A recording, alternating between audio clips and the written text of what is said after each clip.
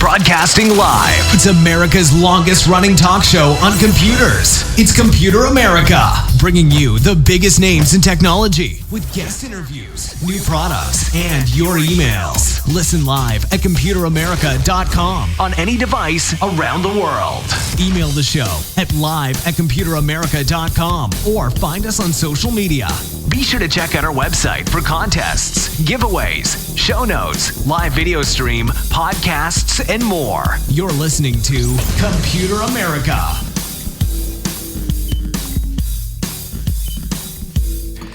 And fingers crossed, everyone. Hello, and welcome to the Computer America Show. We are the nation's longest running, nationally syndicated radio talk show on computers and technology. Thank you so much for joining us, everyone, and welcome into the program. I'm your host, Ben. And I'm your co-host, Carissa. Perfect. And everyone, welcome into today's program. Once again, we apologize about yesterday. That was, I'm going to blame Microsoft and their constant firmware updates and driver updates. So that's the only thing I can imagine. But everyone, we're back. We are up and running. And hey, we hope that you are not stressing out too much about the election. And if you are, then hey, you know what? We have a show that can distract you just a little bit from that. So everyone, welcome into the program. And before we get started, computeramerica.com, that's where you'll find everything, including broken embedded videos, reviews, articles, show notes, podcasts, social media links, all that and more. Computeramerica.com. You can find it right there. Anything that we do on the show, you can be sure to find it there. Over the next couple of weeks, we should be working on some reviews for holiday gifts, some gift ideas, things like that. Everything ranging from, I'm hoping, the very affordable to the not so affordable. But hey, we're going to have ideas for you up there and running. So, okay, with that being said, everyone, before we get started, Carissa, how you doing? Pretty okay. Trying to avoid the news as much as I possibly can, aside from the tech news, you know? Yeah, that's very, very hard to do because obviously everyone is waiting on just one or two things to happen with the election. And, you know, the suspense in a movie. Killing me. I know, right? Suspense in a movie, great. Suspense in, finding out the gender of your baby, amazing. But the suspense when it comes to knowing who your next leader is, boy, don't you want some transparency and know who that's going to be ASAP. But everyone, there you go. So with that being said, though, we have a number of stories that you can definitely check out. And I still haven't seen what the BBC's up to, but hey, we're going to do that in the background. Everyone, computer and technology news. Carissa, are you ready? I'm ready. All right, here we go.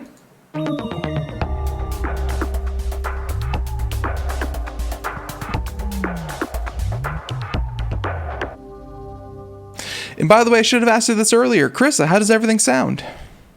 Pretty good. Sounds okay to me. You sound good. You look good. I can't hear myself, so I mean that's fine. But as long as you can hear me, and you sound excellent as well. So everyone out there, we hope that we have fixed all of the audio problems.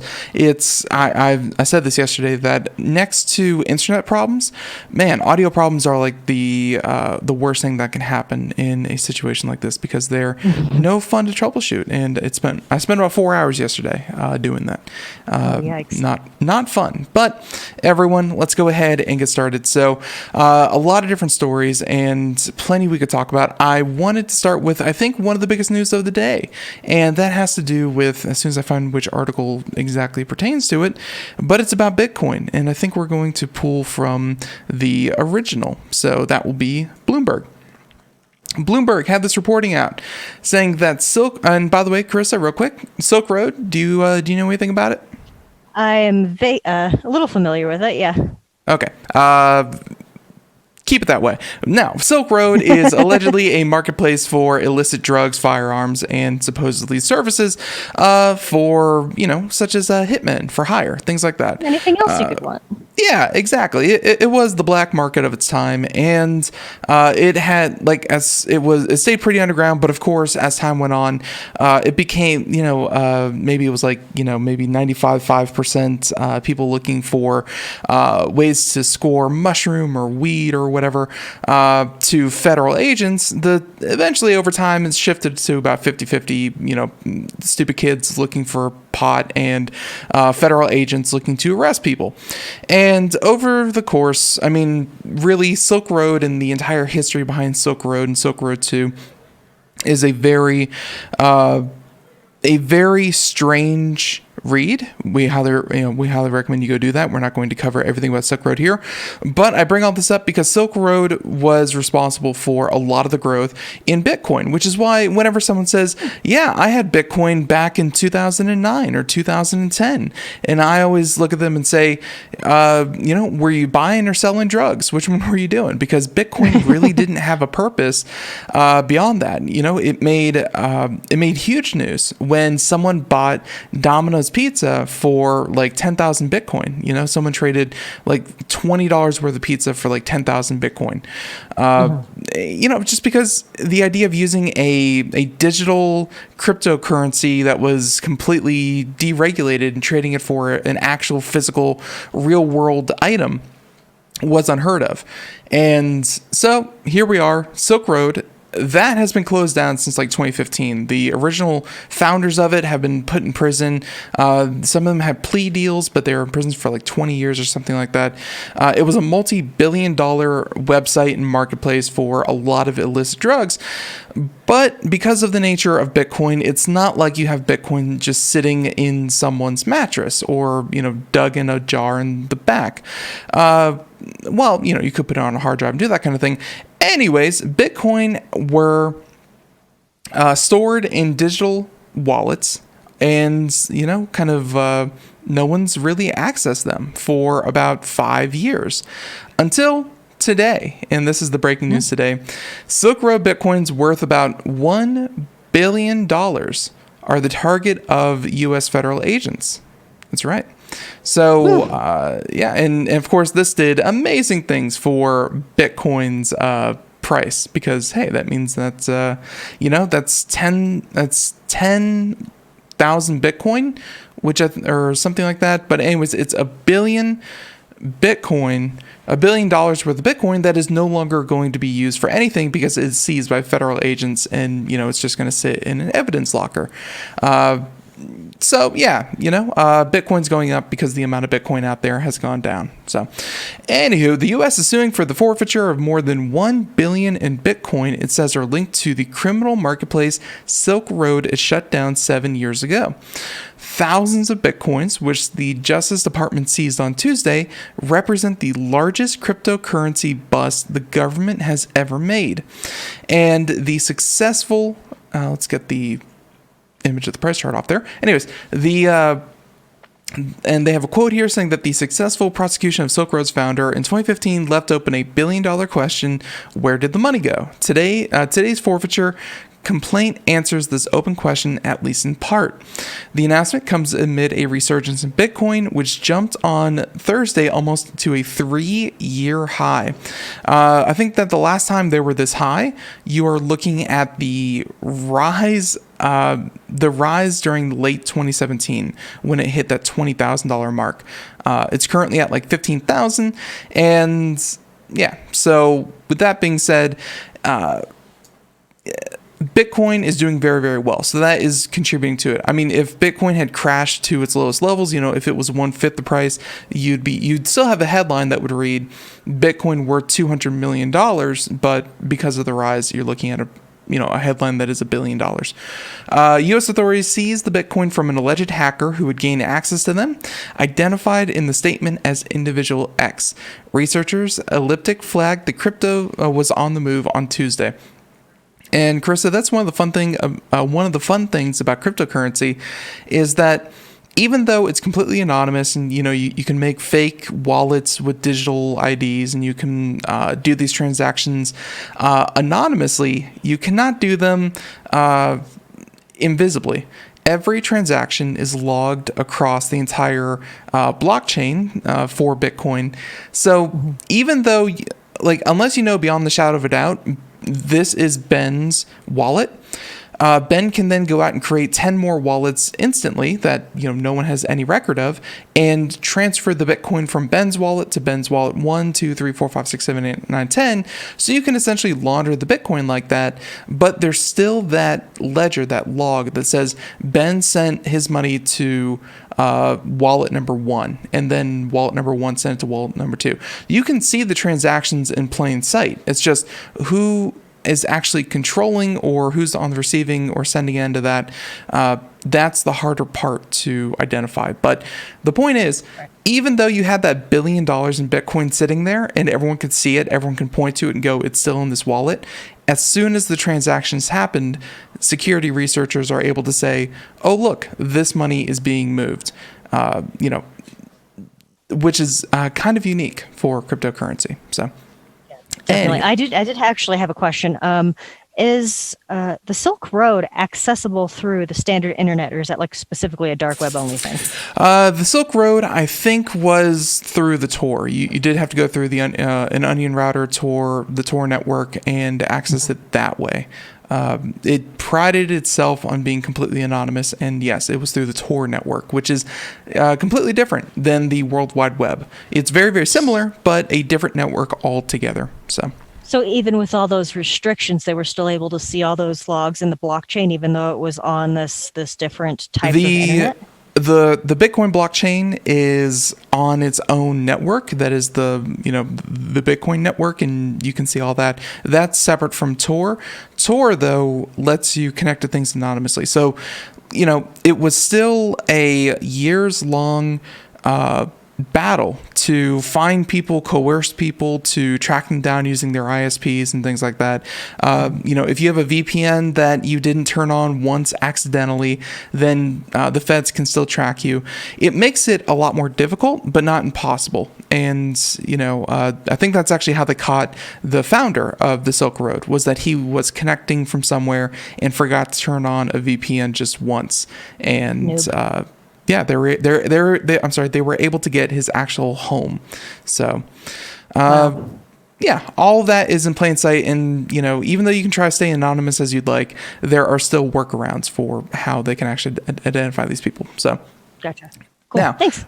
Yeah, sure. And with that being said, they said that Internal Revenue Service Criminal Investigation Division, so don't mess with the IRS. They'll get you. They're very good at what they do. They said that they identified 54 previously undetected Bitcoin transactions executed by Silk Road. The transactions involve funds that the agents traced to a Bitcoin address that they were able to pinpoint the alleged hacker, according to the Justice Department. So, they found multiple transactions that they didn't have before, and then they went around and said, hey, this is the exact person right here. So the Bitcoin address is the world's 4th richest, according to BitInfo charts. Yeah, imagine having a bank account tracker and a bank account chart saying these are the most filled bank accounts in the world, and they rank them 1, 2, 3, 4. No, our banking system doesn't exactly work like that, but it does for Bitcoin, because you can see again which wallets have which. Now, the Silk Road website, which was called the most sophisticated and extensive criminal marketplace on the internet, used Bitcoin to peddle everything from drugs to murder for hire until it was shut down by U.S. agents in 2013. I have not heard any tangible and credible indication that it was ever used for murder for hire, but the services were definitely being advertised. Odds are, though, that those claims were more from federal agents setting up a sting operation. So, it was there, but was it really there? We'll never know. It was definitely used for drugs, though. And, and I actually remember covering that years and years and years ago, where Carissa, I mean, even to this day, guess who's the number one shipper of illegal drugs in the world?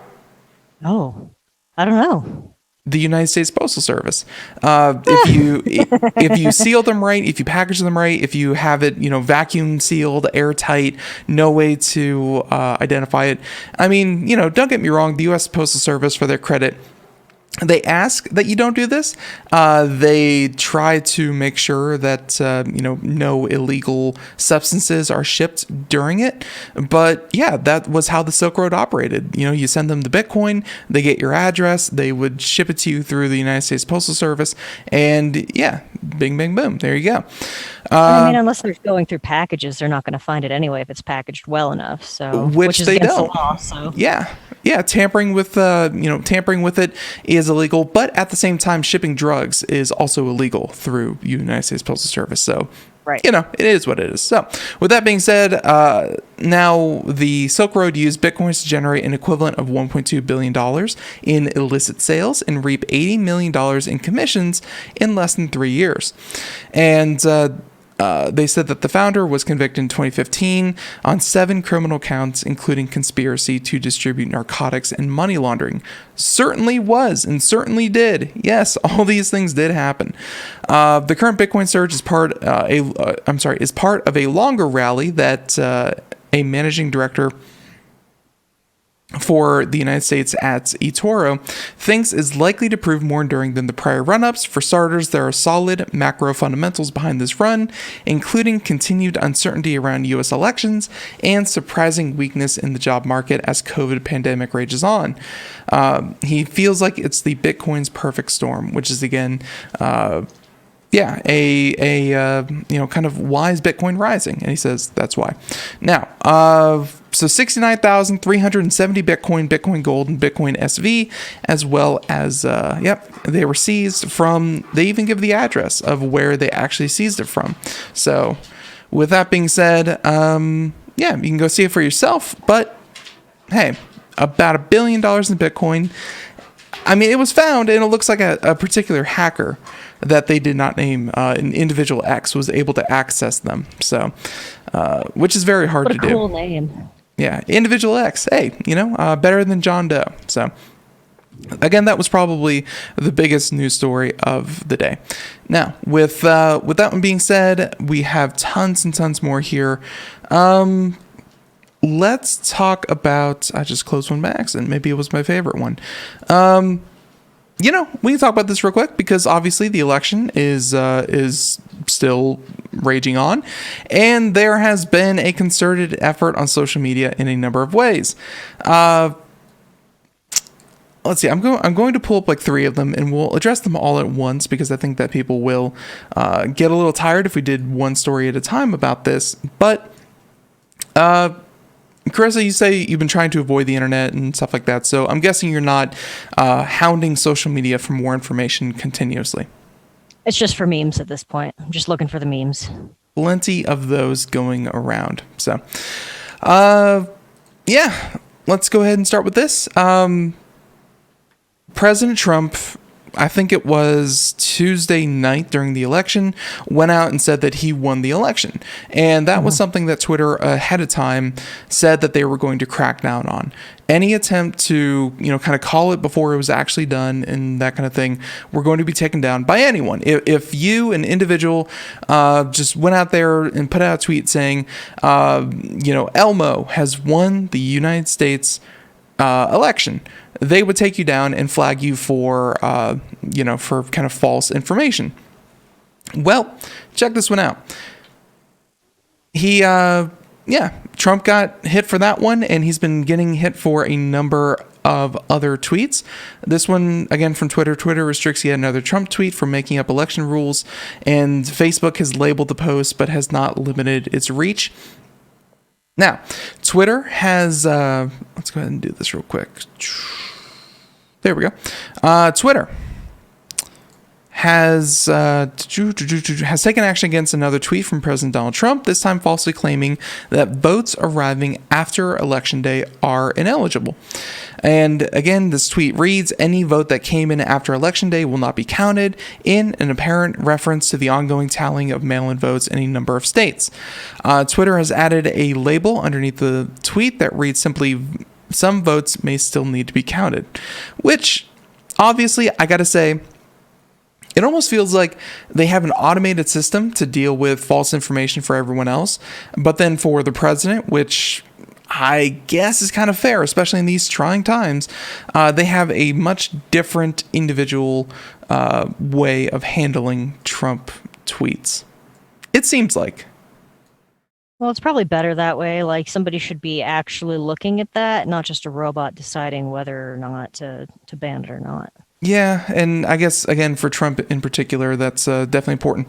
So don't get too far into why this statement is false, but it has to do with states and individually they mail can arrive late as long as it's postmarked before or on Election Day, then the vote is still eligible to be counted. So, you can send it in through the mail on Election Day, and if it arrives 3 or 4 days later, it's still a valid ballot to be counted. So things like that. And again, Twitter immediately added a label underneath the tweets. It simply reads, again, some of these still need to be counted.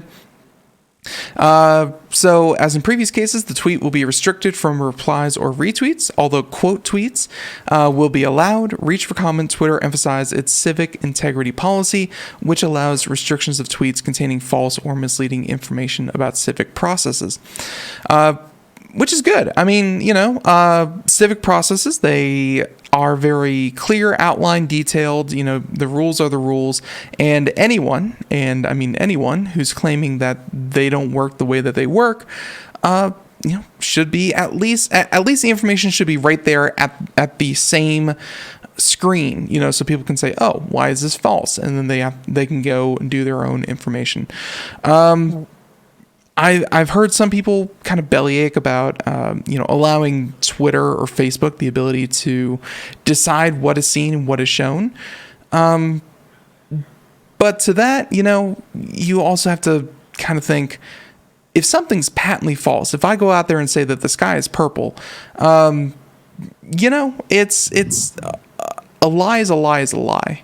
And even though you can say freedom of speech and all that kind of thing, it's, no matter how much you say it, the sky's not going to be green, and that's just the way of things. So I don't know, Chris, I'm having a really hard time just kind of feeling any kind of sympathy or, kind of Big Brother overlord vibes from social media sites, just kind of calling something that is factually false to, and calling people out on it, regardless of who it is. Right. That's absolutely how it should be done, because that's how policies work. Like, you can't have exceptions for that stuff. Like the other day we were talking about, was it Donald Trump Jr. said something?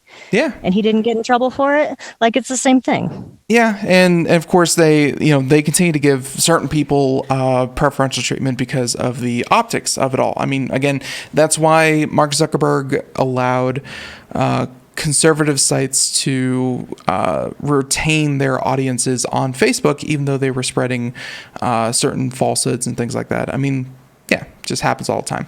So again, I wanted to group a couple of different stories. Another one was the Stop the Steal hashtag and Sharpiegate hashtag. Sharpiegate is, again, almost seems like something a Russian would make up. Like, it is complete tomfoolery. And even like the hashtag Stop the Steal hashtag has been promoted by Donald Trump Jr. and other Trump campaign associates on Twitter. Instead of taking users to search results for hashtags in question, Facebook presents a page where it explains that the posts with the hashtags are being temporarily hidden. This message also explains why some content in other posts goes against our community standards. So, yeah. They say that there were still many others that would direct users to content that push conspiracy, disputing the election results, or outright calling them fraudulent. I mean, there's going to be... Carissa, regardless of which way this election goes, there's going to be a massive push by outside agents, and I can't say that all of it is Russian. It's almost like, Chris, have you ever heard of seeding clouds and seeding clouds for rainfall? Oh yeah. Yeah, it's almost the same thing, where the very beginning of it is you're seeding the clouds, you're providing the material for the storm to kind of build up and kind of moisture in the atmosphere to get trapped and blah blah blah. But all the rainfall and all the vitriol that we're going to be seeing online with these hashtags and campaigns, the beginning of them may be fraudulent, but people's reactions to them are going to be genuine. And we're going to see a lot of it over the next couple of weeks. Absolutely. And again, it doesn't matter who wins. One side's going to be mad at the other regardless of what happens. So it's just... And it has to do, again, with the perceived, kind of what happened with this election. And by the way, again, to the Sharpie Gate thing, Maricopa County even, said that, people were using Sharpies and people were filling them out at home and things like that. But Sharpie, there's no ne'er-do-well, nothing wrong happening there. So, those hashtags, if I had to guess, were being promoted by Russian trolls and, trying to brew up these controversies. And the best they could come up with was Stop the Steal and, Sharpie Gate. So not very creative this time around. I think Carissa's advice, or what Chris is doing way at the beginning of the show, avoiding social media and news in general, maybe going for the memes if you'd like, but really getting up in arms about this kind of thing, it's not going to do you any good. Unfortunately, we don't really track down what is propaganda and what was actually true until weeks later. And turns out a lot of stuff that makes you sit back and go, wait, really? Turns out a lot of that was fake, because life isn't full of very many what reallys. So, okay, last one, and then we'll move on from this whole election and what's been happening in the tech sphere around the election. The last one is social networks failed to corral Trump's misinformation about U.S. vote counts. And that probably has to do with that late Tuesday press conference that Trump had held, talking about there's so many ballots and there's ballots being dumped and they're finding hundreds of thousands of ballots that are pro-Trump being found in different places. Turns out the U.S. has a very proactive election fraud and election task force to kind of make sure that nothing like that happens.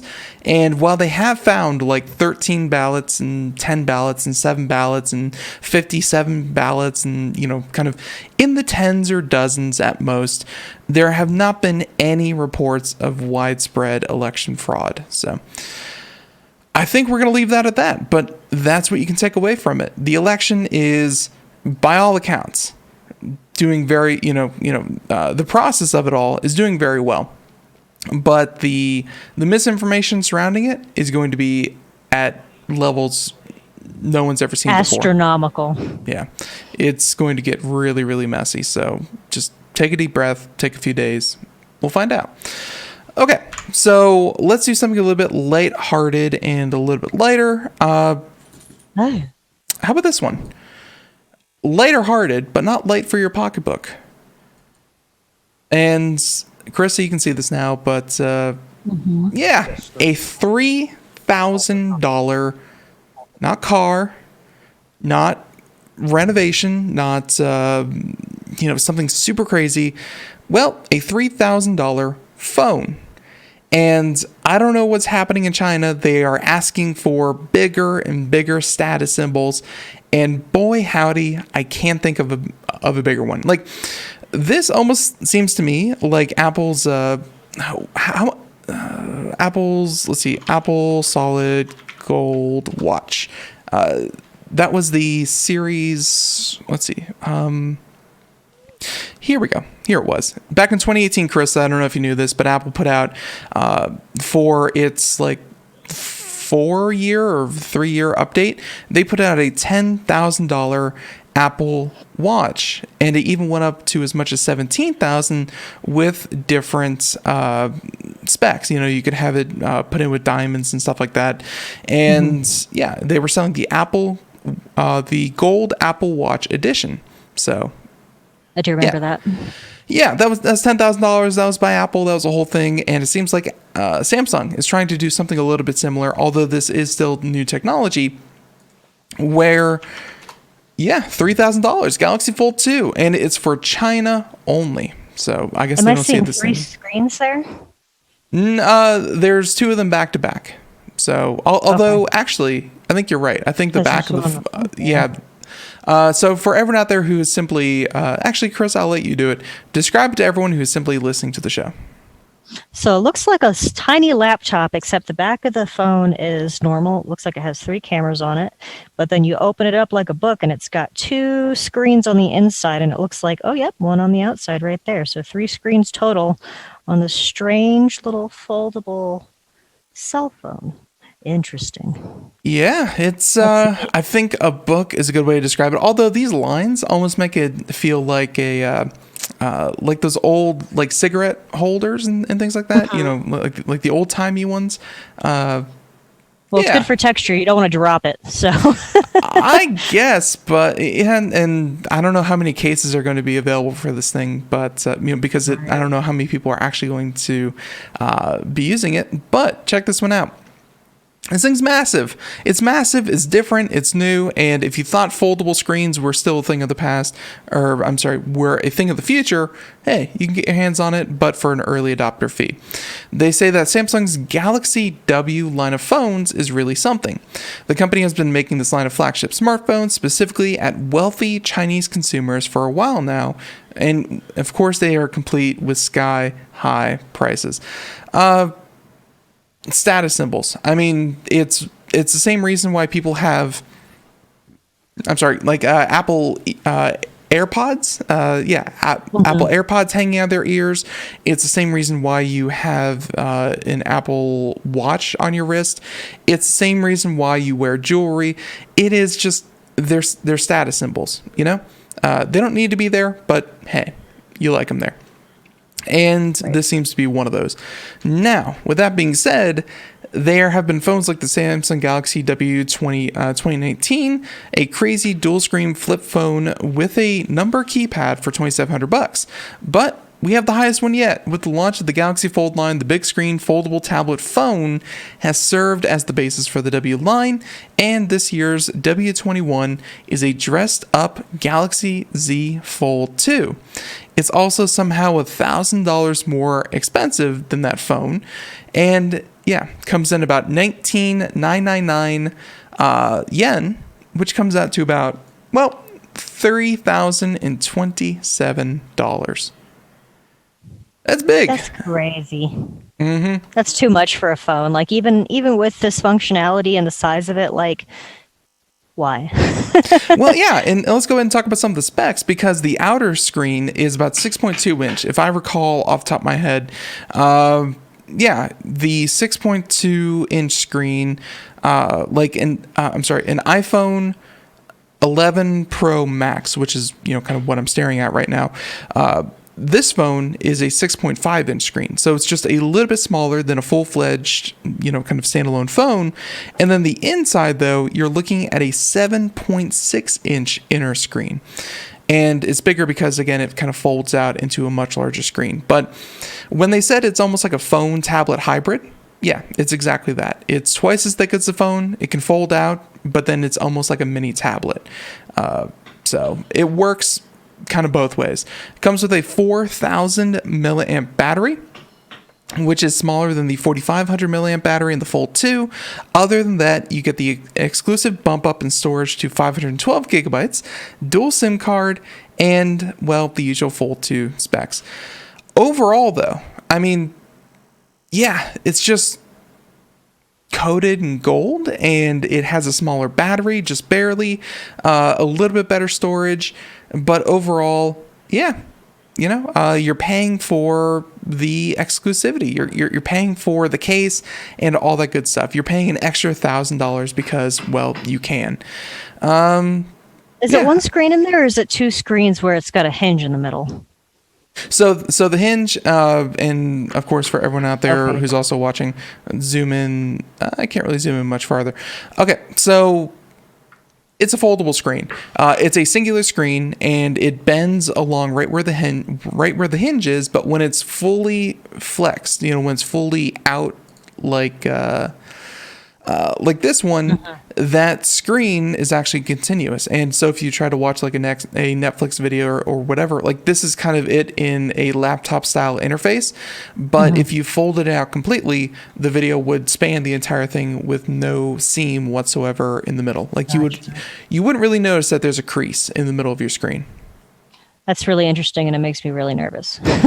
Well, yeah, it's the foldable screens have been pretty good for durability.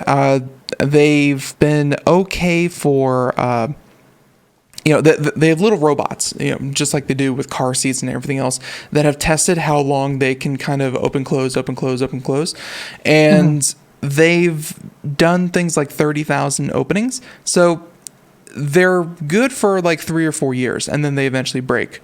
But again, for durability, they actually score very, very well. The only downside is the price. And normally, like we said, you're looking at like a $2,000 phone to have these features, which work pretty well. But they're adding in another 1,000 just because they can. So, yeah. That's fun. Yeah. So if you're a wealthy Chinese business person, this will be for you. You can definitely do that. Let's see. So with that being said, yeah, the first batch arrives November 11th. Mark your calendars. I don't know how many people are actually going to buy this. I honestly don't think I'll ever see one of these in my lifetime. Just people casually using this every day. It's definitely going to stand out. Out unlocked. What's that? Do they come out unlocked, or is it specific? Like there's not even an Samsung unlock Galaxy feature? Wait, unlock as in like carrier? Like globally unlocked. Like, so yeah, they're releasing it in China, but it's not gonna. I assume that it would maybe come out so that you could take it in any different carrier. Although I think Samsung has exclusivity with Comcast. I think. I'm sorry, not Comcast. Verizon. But you could probably buy it unlocked if you really wanted to. But probably for more money too. Yeah, they're not advertising it, they're not pushing it, and I wouldn't even know. Like, if you took one of these things into a Verizon dealership and was just like, I want to activate this, they'll be like, what is it? I don't even know. So, okay, there's that one. A little bit more lighthearted. We can finish that one up. Let's discuss. Let's see. Now that one. There have been a couple ballot initiatives that I don't really feel like talking about, but some of them that have happened because, the election for president is just one metric. There are ballot measures that happen all over the country. Carissa, before the election, we talked about Proposition 22, if you recall, in California. That had to do with Uber and Lyft having to declare their workers as employees versus independent contractors. We covered that before the election, and surprise, surprise, after the election, because, while we still don't know that, we do know in California, it did pass. So Uber and Lyft do not have to classify their workers as employees. They're all independent contractors. And yeah, they have successfully maintained their ability to exploit people. So there you go. Ooh. Yeah, there you go. Some of the other ballot initiatives that that were up for vote include in Massachusetts, the right to repair measure, or the ability to have access to connected cars. So think of things like Tesla. If you don't pay Tesla, you don't get updates, which is fair, whatever. But also, Tesla will completely lock down, shut down your Tesla vehicle from getting updates. You cannot apply third-party updates to a Tesla vehicle. So it's almost like, do you own the car or do you not own the car? If you have the slip for it and you paid for it, do you actually own the car? And even if you don't want to use their software, hey, it's still your car. Why do they get to dictate if I can make updates to it or not? Massachusetts, actually voted 75% to what I assume is 25%, the right to repair your own car and the right to maintain your own connected car, which is a huge win for for people for consumers, because that means that they don't have to be forever indebted to a company if they want to repair, change, or alter their stuff. Right now this applies to cars, but this also applies to laptops, smartphones, watches, anything connected to the internet. It all applies. So that was a very good one that did pass. That's a good one, for sure. So there's that one, and then another ballot initiative, which will actually include these in the show notes if you want to read more about them in particular. But let's see, actually, were both of these, that one, and then the other ballot initiative was, let's see.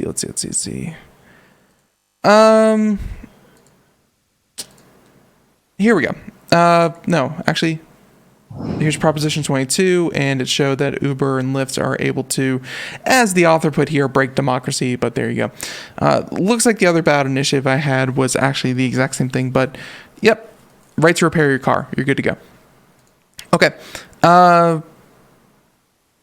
Let's talk about something weird, Carissa. Ooh, and this is going to be about everyone in Belgium gets a cuddle buddy. Cuddle buddy. I like this. This is cute.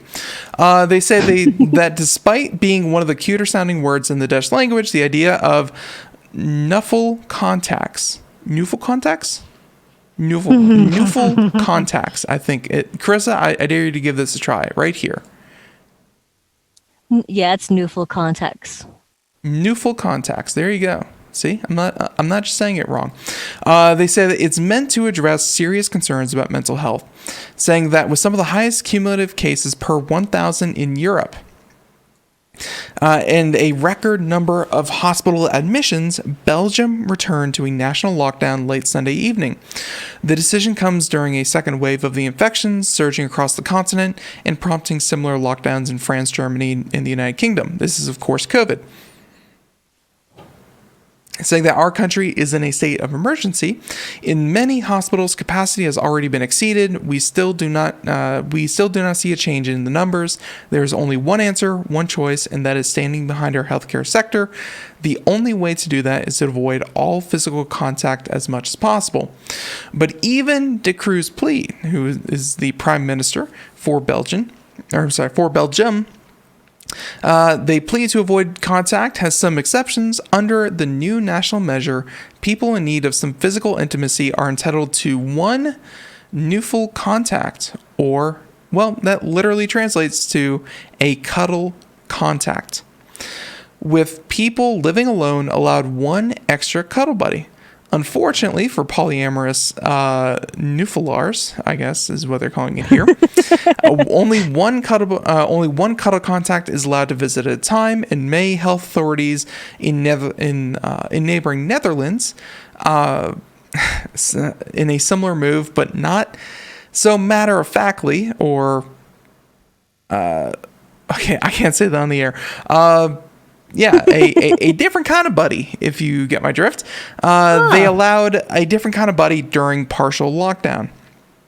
So, despite being one of the cuter sounding words in the Dutch language, and it's meant to address the concerns, in an ongoing survey conducted by the University of Antwerp, for example, researchers found that even before the new lockdown had been announced, Belgium's mental health was approaching March level lows. Wow. Imagine having universal healthcare that will actually track that kind of thing for you. Amazing. Strange. But they say that during the first lockdown, several studies concluded that there was a significant rise in depression and anxiety. It was an especially difficult time for those who were alone. In that light, I think it's a really good idea that people can have an extra nuffle contact as long as they stick to the rule and maintain that they're supposed to.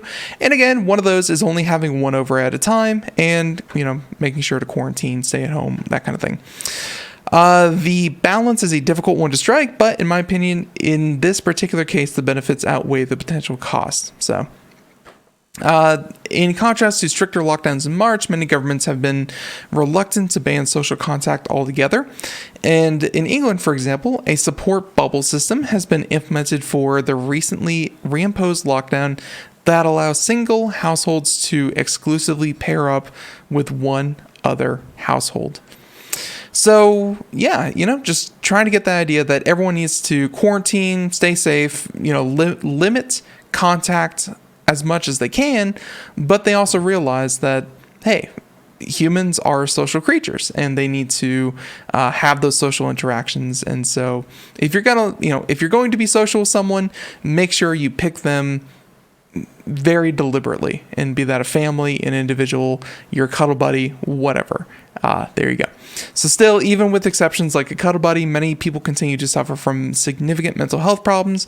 And for those people, Raised implores that they should continue seeing a mental health professional and reach out to someone for help. So the quarantine has been hard for people who, already suffered from these problems and having to stay home and not at least, if nothing else, not distract themselves with, going out and being social. Right. Yeah. Europe is trying different things, and including cuddle buddies. So I thought that was different. Absolutely. And let's see if it works out. Because if that's the case, I mean, that's just nice. People should have cuddle buddies. Absolutely. So let's see. So there's that one. How about... Let's talk about Nintendo. All right. Some good news about the Switch.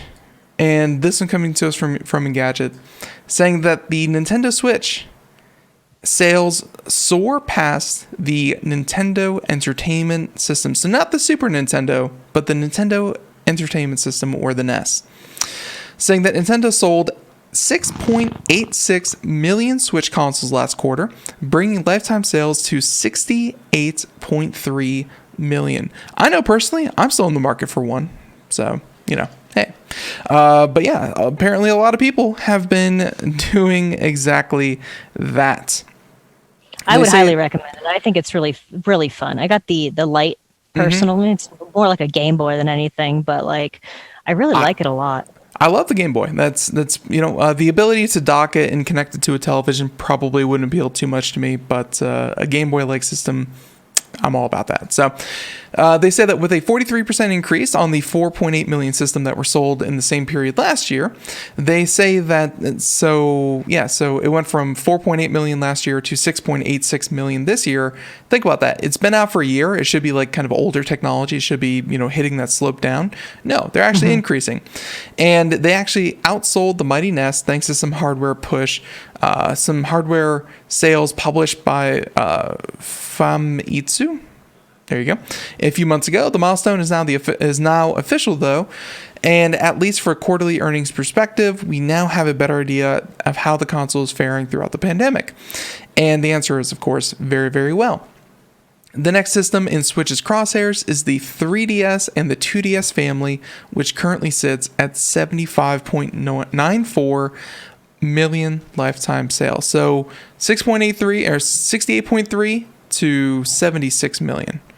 That's the next goal. Wow. I think it can do it. Because, the 3DS and the 2DS were out for 10 years, and the Switch has been out for 3 years, I think now, 3 or 4 years. So it's doing very well. Let's see. So with that being said, going through here, they're also talking about all the different software, and let's just face it, Animal Crossing New Horizons was really the main game that had pushed a lot of sales. Before that, it was things like Zelda, Breath of the Wild, and so on and so forth. But,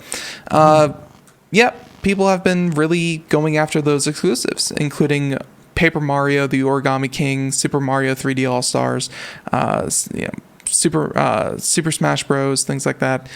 Let's just face it, there's a lot of great software coming up for Nintendo, and I don't see this console slowing down anytime soon. No, of course not. And especially not with all these classics on there. And honestly, even the Pokemon games are out of this world. This is unlike any other Pokemon game I've ever played in my whole life. And I've played just about all of them. It's very impressive. You got the latest Pokemon? I do. I've got Sword. So I thought Sword and Shield were last generation, or no way, really? Yeah. Let's see. What maybe is I'm off by a generation. Yeah, you might be. Let's see. Latest Pokemon game, and that's how disconnected I am because I haven't even. Let's see. So yeah, Pokemon Sword and Shield might be the last one. Let's see. So first, Red, Blue, Yellow, blah blah blah. Eighth, Sword Yellow and Shield. personally. You're right. Sword and Shield was 2019. I've been hearing news about the next generation one, which yeah, so that's coming up even further. So another good reason to get a Switch, Ben. Yeah, exactly. Looking forward to it. So okay, now with all that being said, yeah, the Switch doing very, very well, and hopefully it'll take over. I think though for Nintendo, like the highest selling console that they had was the Nintendo Wii and the Wii U. I don't know how long it's going to take to dethrone that one, but actually here it is. So the Nintendo Wii sold 101 million units. Wow. So, yeah, and actually I take that back. The Nintendo DS, the original DS, actually sold more at 154 million units. So the number one is the Nintendo DS, and the number two is the Wii at 101 million. And yeah, so it's a long way to go, but it's plugging along. It's one of the best selling ones out there. I will say though that even beyond that, the original Game Boy sold almost 120 million units. So it still has to take that one out as well. I think it could do it though. I think it could definitely do it. I think so too, especially with this handheld option that they've got now. Like the Switch was cool because you could do the TV or the handheld, but like this handheld it's not giving me the problems, at least yet, that some people are experiencing with their standard Switches, which I feel like is a better design for the system itself. Mm-hmm. And people just like the portable stuff, like not a whole lot of people like to necessarily sit in front of their TVs anymore and play games. They want to be doing something else or at a different part in the home. Yep, I think that they hit it right when they gave people the option, but it's almost like they still optimized it for mobile, which was a really, really, really good move. Okay, so there's that one. A couple more articles we have here. Okay, since we're talking about consoles, might as well hit this one up. Normally, people, if they're super excited about consoles, they line up for Black Friday, they go to Best Buy, Walmart, whatever, Target, and they say, give me the PlayStation 5, give me the Xbox Series X, and they walk in the store and they get it. But, unfortunately, pandemic. So, with that being said, PlayStation and Xbox, well, actually, I know the PlayStation in particular will only be sold on launch day online. So this is from PlayStation and the Twitter themselves, and they even put out a little press release saying that all PlayStation 5 consoles on launch day, November 12th or November 19th, depending on your region, will be online only. No units will be available in store for purchase. So to keep crowds of people at a minimum and to keep them from kind of swarming any particular retailer and, obviously violating social distance and things like that. Only exclusively online. So, well, that's good. Yeah, for sure. And they said that please don't plan on camping out or lining up at your local retailer on launch day, hoping to get a PlayStation 5. Be safe, stay home, place your order online. If you manage to confirm a pre-order and plan to collect your PlayStation 5 from a store, this change shouldn't affect your pickup time. Still, it might be worth checking out with the retailer when you place your pre-order if you want to be extra sure. So, oddly enough, Sony made the announcement at the same time the reviews of the new Xbox Series consoles went live. And yeah, they have a couple of different reviews of the Xbox Series X and the S. So, there you go. And, there was a a lot of different updates to these consoles. There's also this one about EA with the next generation Star Wars Squadron, FIFA 2021. They even have a review of the different consoles here. A lot of people put out their reviews today. Like there had to be some kind of embargo that was just lifted. And surprise, surprise, the Xbox Series S, everyone's like, it's pretty good. It's cool. And the Series X are like, this is pretty good. It's pretty powerful. Everyone, I just saved you hours of reading reviews. That's what it is. I mean, Chris, I really don't think there's much need at this point for like reviews. Everyone who got the pre-order is going to just be super happy with it. Maybe kind of disappointed that it doesn't have the hardware capabilities of like a $4,000 PC, but they're all going to say for what you get and for what it is, it's great. Plus, at this point, everybody knows what it is. You know what to expect. You know what's coming for it. Like, why is anybody going to read a review? Because people are either PlayStation people or they're Xbox people, and they're not going to deviate from that. Mm-hmm. So they don't care. It's just a new system. They're like, all right, let me go get the new one. Yeah, the hardware has been out there for like 2 years now. We know exactly what's inside of it. We know how it's going to run and all that kind of thing. So yeah, and they even they also tease other things like The Sims 4 is going to be available to play on the Xbox Series X with faster loading times and smoother frame rates. But that's nice. I wish they would come out with better content, but. Yeah, we're not talking about that right now. Yeah, all the different expansions and things like that. But I don't even know how many people even play The Sims on console in particular. A lot, actually. I'm on some groups on Facebook. There's actually a lot of people, and it's really surprising, honestly, because of how detailed the game is. It makes it. I don't understand how a lot of people play it because you don't have the dexterity of a mouse, Yeah, so it makes a lot of things difficult. It almost seems like it would be much more cumbersome to do all the different things in The Sims on console. But regardless, I retract my statement. Still, hey, a lot of the updates are pretty obvious, and EA had a lot of updates for the PlayStation 5 as well. So if you have games, they're going to work with your new console. And if you get the new console, it's just going to look better. And hey, the more money you throw at it, the better it's going to look. That's how these consoles always are. So let's see. There's that one. And I think, let's see. How about, all right, last one. We'll talk about this. Facebook one more time, because we've been bashing a lot on Facebook, and someone did a survey. From the inside of Facebook.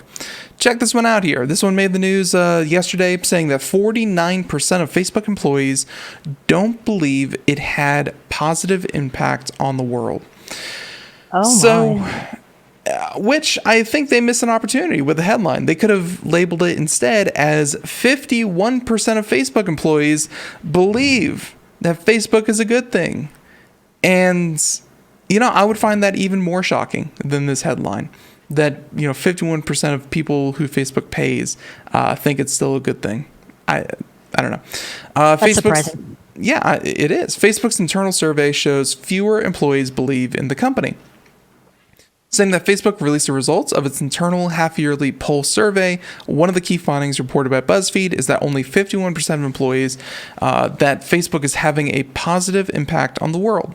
The survey was taken by 49,000 Facebook employees in a period of 2 weeks in October. So yeah, this just happened like 2 weeks ago. There's a lot of Facebook employees. Yeah. Yep. So diving into further detail, Clegg's appreciation message went, thanks to the efforts so far. Far too many of you to mention by name. Facebook is a very different company today. He's right in pointing out that because the company has changed from what it once was. In a nutshell, more and more employees from the company are not sure about Facebook being a positive influence. In an earlier article, it also mentioned that the American audience losing faith in social media seems like Facebook employees share that view.